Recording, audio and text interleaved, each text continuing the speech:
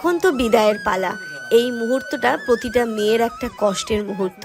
আর যেখানে ওর বাবা নেই, তো ওর কষ্টটা আমার মনে হয় আরও বেশি। প্রতিটা মেয়ের তো কষ্ট থাকে।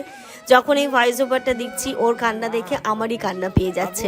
এবং এই যে সবার কাছ থেকে ওকে নিয়ে আসাটাও খুব একটা টাফ জিনিস। জানি না কেন যে এই জিনিসটা তৈরি হয়েছিল, যে এইভাবে কাঁদতে কাঁদতে একটা মেয়েকে আর একটা বাড়িতে যেতে হবে, যেই বাড়িতে ছোট থেকে বড় হয়ে উঠলো সেই বাড়িটা নাকি পর হয়ে যাবে।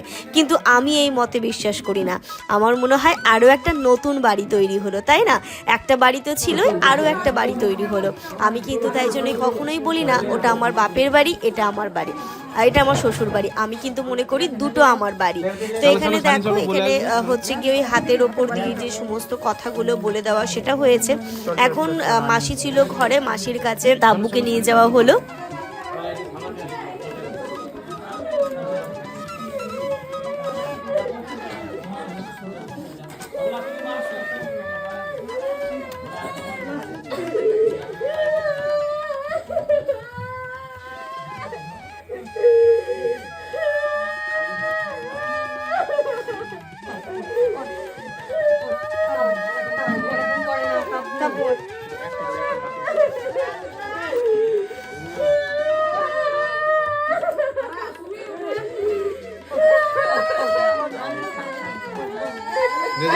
রেজা তুমি ম্যানেজ করো ভাই, তুমি ম্যানেজ করো।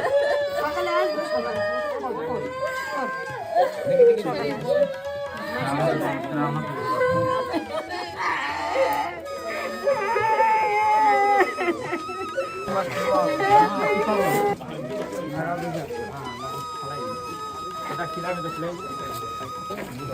মনে গাড়ি থেকে কে যাবে? মনে গাড়ি থেকে গেলে তো দাদু চলে গেছে। দাদু চলে গেছে, তাহলে অসুবিধা নেই।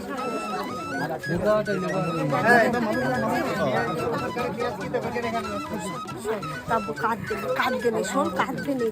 গাড়ির উপরে পানি দিতে বললো না, কি বললো? গাড়ি চাকাই পিছন খেলতে বললো। 3 বার পিছন করবে, 3 বার।